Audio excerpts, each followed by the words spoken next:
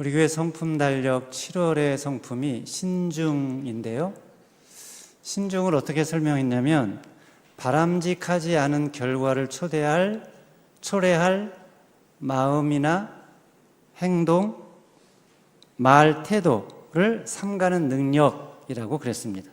그 말과 행동과 태도 가운데 오늘은 말을 삼가는 능력에 대해서 함께 살펴보려고 합니다.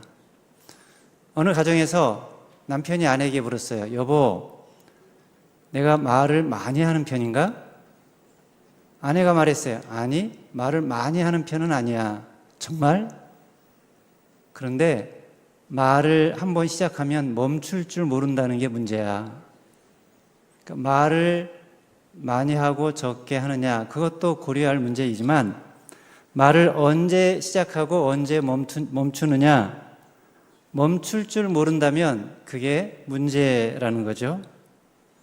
그러니까 입술의 문은 열 줄도 알아야 하지만 닫을 줄도 알아야 한다는 것이죠. 어떤 분은 입술이 자동문이에요. 그냥 자동적으로 열려요. 무슨 일만 생기면 입에서 막 말이 나와요. 화가 나면 입술의 문이 열리고 서운해도 열리고 자기를 험담하는 소리가 들려도 바로 문이 열립니다. 그런데 여러분, 우리 입술이 그렇게 자동적으로 열려지는 자동문이 되면 될까요? 안 될까요? 안 돼요. 자동문이 아니라 차단문이 되어야 합니다. 성령님께서 열라 라고 하실 때 열고 닫으라 하실 때 닫을 수 있어야 한다는 거예요. 그러니까 입술을 열고 말을 할 때는 성령님께 물어봐야 된다는 거예요. 지금 내 입술에서 나가는 이 말이 꼭 필요한 말인지, 지금 해야 하는 말인지, 사랑으로 하는 말인지, 사람을 살리는 말인지 물으라는 거예요.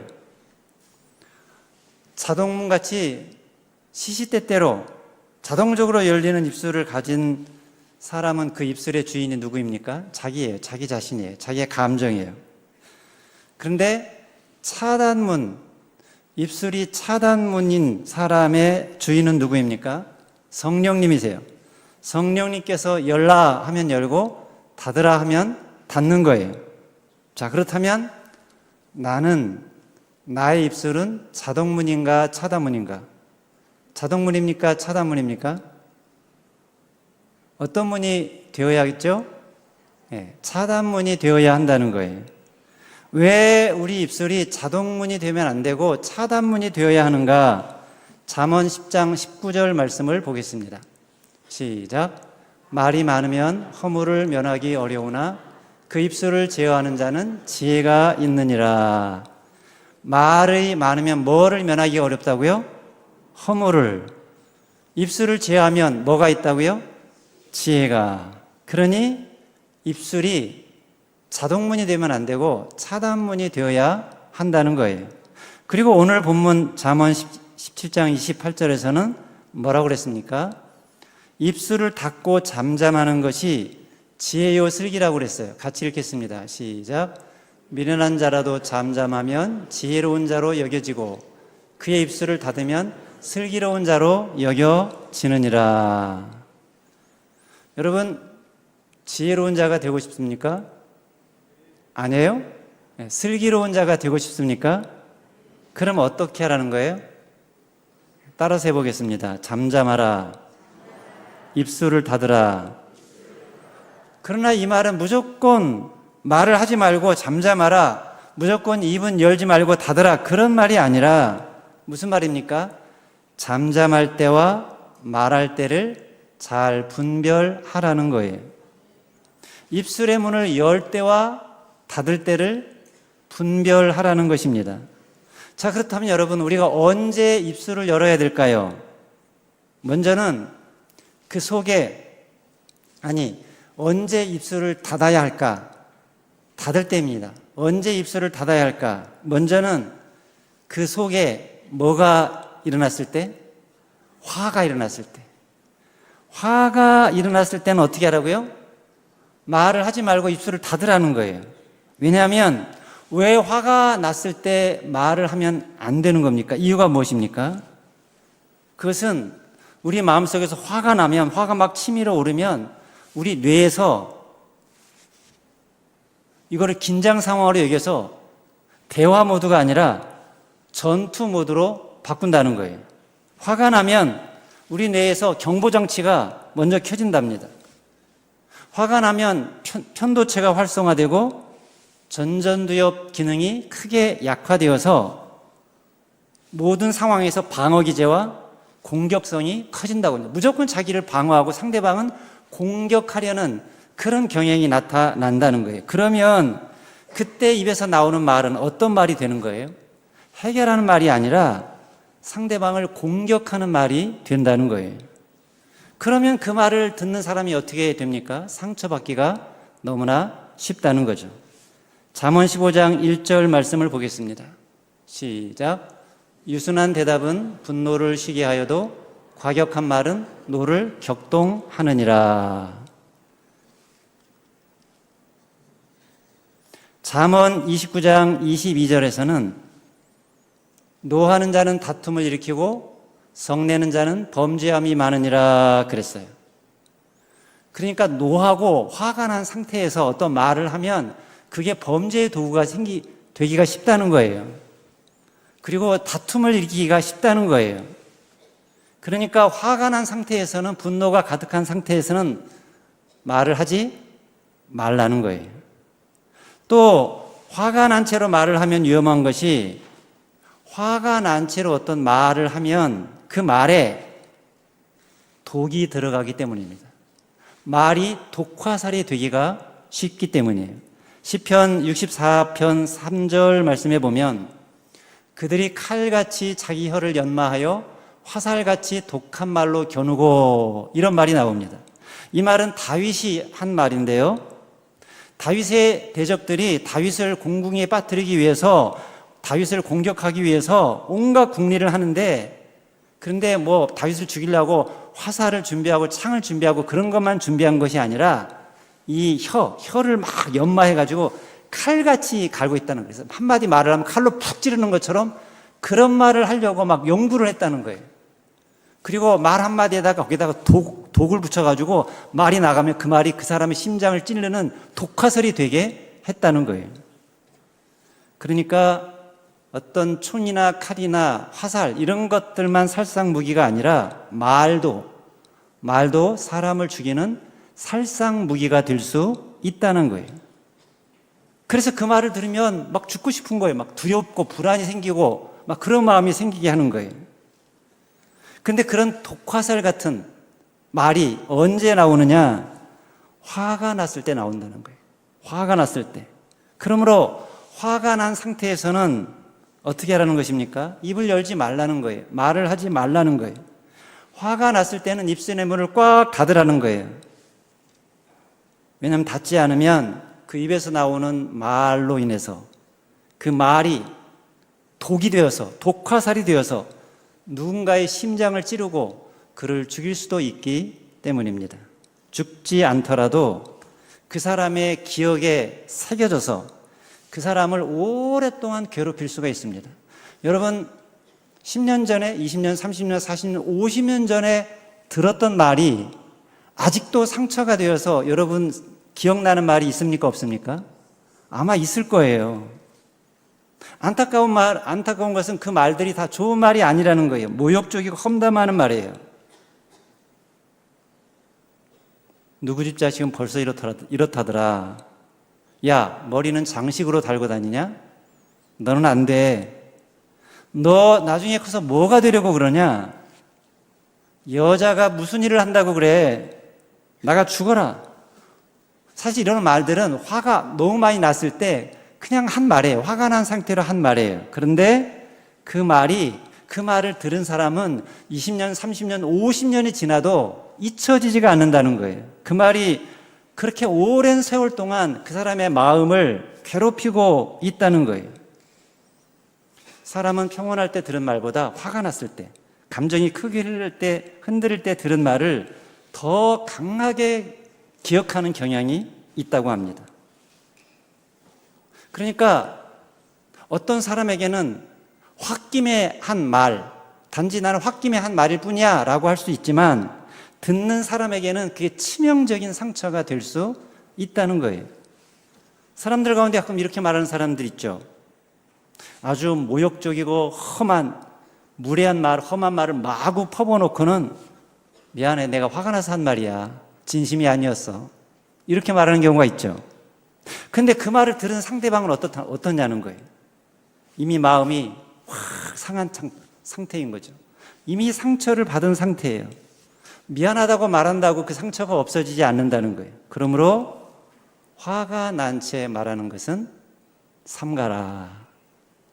화가 나서 한 말은 그냥 짧게 지나가는 것 같지만 그러나 받은 상처는 오래 남기 때문이라는 거예요. 어떤 부부가 크게 싸웠어요. 아내가 말합니다. 당신이랑 사는 게 내 인생 최대의 실수야. 남편이 지지 않아요. 나도 같은 생각이야. 잠시 후 둘 다 후회를 했어요. 왜냐하면 문제를 해결하기 위해서 대화를 했는데 그 말이 문제를 해결한 게 아니라 오히려 문제 위에다 더 큰 상처를 만들었기 때문입니다. 우리는 화가 나서 막말을 하고 험한 말을 할 때 그 말이 마치 문제를 해결할 것처럼 생각을 해요. 그렇게 말을 하면 상대를 완전히 내가 설득을 하고 제압할 수 있다고 생각을 합니다. 근데 아니라는 거예요. 화난 말은 상대를 설득하지도 못하고 마음을 열지도 못하고 오히려 그 마음을 완전히 닫게 만든다는 거예요. 그러므로 화가 났을 때는 입술을 닫으라. 또 화가 났을 때 입술을 닫아야 하는 이유는 화가 나면 내 생각이, 판단이 아주 좁아지기 때문입니다. 분노한 상태에서는, 화가 많이 난 상태에서는 뇌가 상황을 넓게 보지 못한다고 그래요. 앞에서도 얘기했듯이 분노한 상태에서는 이 편도체가 막 활성화되어서 뭐 어디에만 온 신경을 집중하냐면 자기를 보호하는 데만 집중해서 방어 기제로, 그리고 상대방은 공격하는 그런 말을 한다는 거예요. 누가 옳으냐, 누가 이기느냐, 누가 나를 무시했느냐, 이런 데에만 온 신경이 집중된다는 거예요. 심리학에서 분노가 더 공격적인 판단으로 흐르게 할 수 있다라는 연구 결과가 여러 개 나와 있습니다. 그래서 속에서 화가 나면 뭐가 먼저 떠오르냐면 저 사람이 왜 그랬을까라보다 그가 나를 무시했어? 아, 내가 오해할 수 있었구나. 아니야, 너는 틀리고 내가 맞아. 어떻게 회복할까? 이것보다는 어떻게 보복해주지?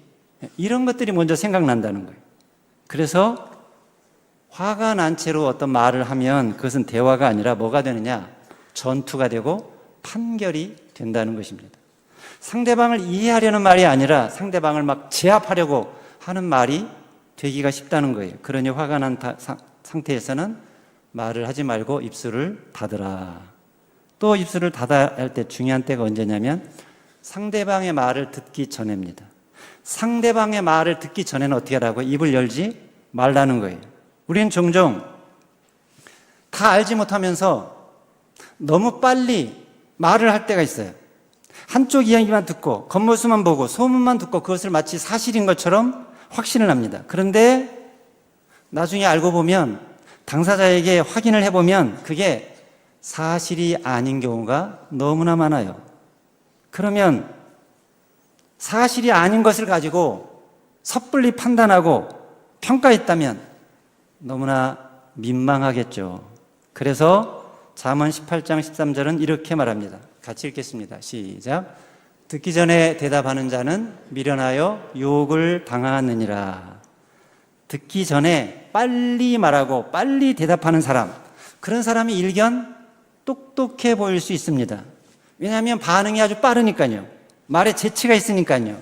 그래서 그런 사람이 참 지혜가 있는 사람이다라고 생각할 수가 있습니다. 그런데 하나님은 아니라는 거예요. 그것은 지혜가 아니다. 지혜가 아니라 미련한 것이다. 듣기 전에 대답하는 자는 미련하여 욕을 당하느니라.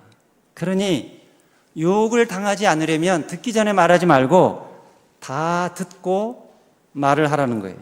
그럼에도 불구하고 우리는 듣기 전에 먼저 말을 하는 경향이 사실 많이 있습니다.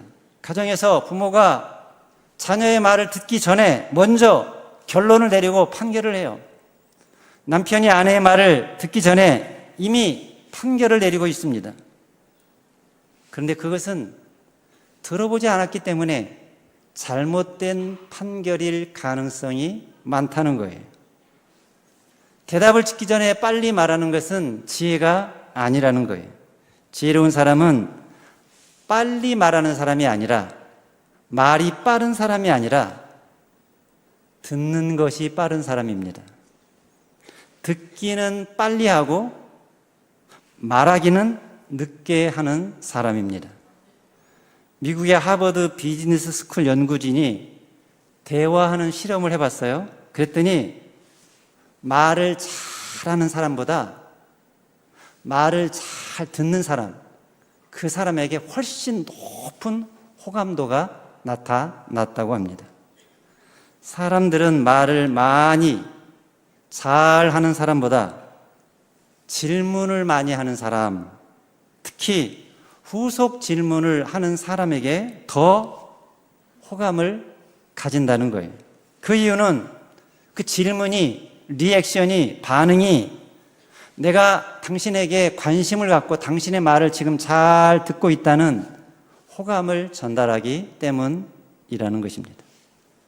침묵하면 무관심하다고 오해를 하는 경우가 있는데, 침묵은 무관심이 아니라 상대방의 이야기를 잘 듣기 위한 자리라는 것입니다. 언제 상대방의 말을 잘 들을 수 있나? 내 말을 멈출 때, 내 생각을 내려놓을 때, 그때 상대방의 말이 잘 들리고 그때 상대방의 마음이 보이기 때문입니다. 그러므로 상대방의 말을 듣기 전에 입술을 닫는 것이 지혜요 슬기라는 거예요. 자, 지금까지 우리는 입술을 닫는 상황에 대해서 이야기했습니다. 자, 그렇다면 언제 입술을 열어야 하나? 언제 입술을 열어야 될까요? 진리를 말할 때입니다. 예수님이 그것을 보여주셨어요. 예수님은 침묵하실 때 침묵하셨어요. 빌라도 앞에서 무리하게 자신을 변호하지 않았어요. 그런데 진리를 말할 때는 분명하게 확고하게 말씀하셨습니다. 요한복음 18장 37절을 읽겠습니다. 시작. 내가 이를 위하여 태어났으며 이를 위하여 세상에 왔나니 곧 진리에 대하여 증언하려 함이로라. 우리도 그래야 합니다. 진리를 말해야 할 때는 확실하게 입을 열라는 거예요. 거짓이 진리처럼 포장될 때, 죄가 문화라는 이름으로 미화될 때, 약한 사람이 억울하게 짓밟힐 때, 그때는 입을 열어서 진리를 말해야 한다는 거예요. 상처 입은 사람에게 위로를 할 때도 입을 열어야 하고, 그것은 상처를 해줍기 위해서가 아니라 상처를 싸매기 위해서 입을 여는 거죠. 그게 바로 하나님이 우리에게 입을 주고 혀를 준 이유라고 이사야 50장 4절에서 말했습니다. 같이 읽겠습니다. 시작. 주 여호와께서 학자들의 혀를 내게 주사 나로 곤고한 자를 말로 어떻게 도와줄 줄을 알게 하시고. 학자의 혀. 학자의 혀 하면 우리가 보통 어떤 생각을 합니까? 학자처럼 공부를 많이 해서 어떤 지식과 정보를 많이 알고 그 지식과 정보를 많이 말하는, 가르치는 그런 혀를 생각합니다. 그런데 학자의 혀는 그런 혀가 아니라는 거예요. 곤고한 자를 말로 어떻게 도와줄까, 어떻게 도와줄 줄을 아는 혀, 그게 학자의 혀라는 것입니다. 말로 사람의 마음을 잘 만져주고 위로하고 격려해서 그가 용기를 갖게 해주는 말을 하는 혀, 그게 학자의 혀라는 거예요. 어떤 권사님이 병원에 입원해 있는 어떤 성도를 신방을 했어요. 신방에서 말합니다. 아이고, 얼굴이 왜 이렇게 안 좋노? 우리 옆집 사람도 이렇게 얼굴이 안 좋다가 금방 갔는데. 이렇게 말하는 혀는 학자의 혀가 아니라 강도의 혀요, 폭력이라고 할 수 있죠. 학자의 혀를 가진 사람은 어떻게 말합니까? 많이 힘들죠. 누가 우리 성도님 마음을 알까요? 우리 주님이 아실 거예요. 우리 함께 기도해요. 제가 잘 회복되기를 위해서 기도할게요. 무슨 말입니까? 말은 그 어떤 논리보다, 그 어떤 표현보다 마음이 중요하다는 거예요. 그러니 말하되 사랑으로 말하라는 거예요. 진리를 말하더라도 사랑으로 말하라는 거예요. 어떤 권면을 하고 어떤 교훈을 전할 때도 사랑으로 말하라는 거예요. 따라서 해볼까요? 무슨 말을 하든 사랑으로 말하자. 아멘. 그러면 어떤 야단을 맞아도 그 속에 사랑이 느껴지면 괜찮은 거예요. 여러분 자녀가 엄마한테 특별히 호되게 야단을 맞고 막 심지어 욕을 먹는데도 마음에 상처가 안 나는 이유는 엄마가 나를 사랑해서 저런 말을 하는구나 라는 것이 느껴질 때입니다. 근데 사랑이 안 느껴지면 상처가 되는 거죠. 마지막으로 우리가 입술을 열어야 할 때는 죄를 고백하고 화해할 때입니다. 여러분 우리가 가정에서든 교회에서든 어떤 말을 하기가 어렵습니까? 자기 잘못을 인정하고 죄를 고백하는 말, 그 하기가 어려워요. 내가 잘못했어요. 내 책임이에요. 내 말 때문에, 내 행동 때문에 마음이 많이 상하셨죠. 미안해요. 용서해줘요. 근데 이런 말 하기가 쉽지가 않아요. 어려워요. 왜 어렵습니까? 왜냐하면 그렇게 말하려면 내 자존심이 죽어야 하기 때문입니다. 그런데 자존심을 죽이고 자존심을 내려놓고 화해의 말을 할 때, 그때 진정한 자존심이 살아나고 진정한 자존감이 살아난다는 것을 알아야 합니다. 그러니까 내 자존심을 지킨다고 말을 안 하면 내 자존심은 지킬 수 있을지 모르지만 상대방의 마음을 잃을 수 있다는 것을 알아야 합니다. 그러므로 우리는 말을 하든 안 하든 입을 열든 안 열든 그 중심에 누가 있어야 하느냐? 내가 아니라 상대방이 있어야 한다는 거예요. 내가 어떤 말을 한다면 그 말이 상대방을 살리는 말인가 죽이는 말인가, 상대방에게 유익이 되는 말인가 해가 되는 말인가, 상대방에게 덕이 되는 말인가 은혜가 되는 말인가, 이것을 생각하고 말을 하더라도 하고 하지 않더라도 하지 말라는 것입니다. 그게 바로 신중한 성품을 가진 사람의 모습이라는 거예요. 저는 저와 여러분들이 다 그런 분들이 되시기를 바랍니다. 말에 신중을 기하는 것은 말로 인해서 자칫 상대방을 죽일 수도 있기 때문입니다. 그러니 입을 열 때와 닫을 때를 잘 분별하라. 신중하게 잘 분별하라. 그래서 입을 닫고 침묵을 해도 좋고 입을 열어서 말을 해도 좋은 사람,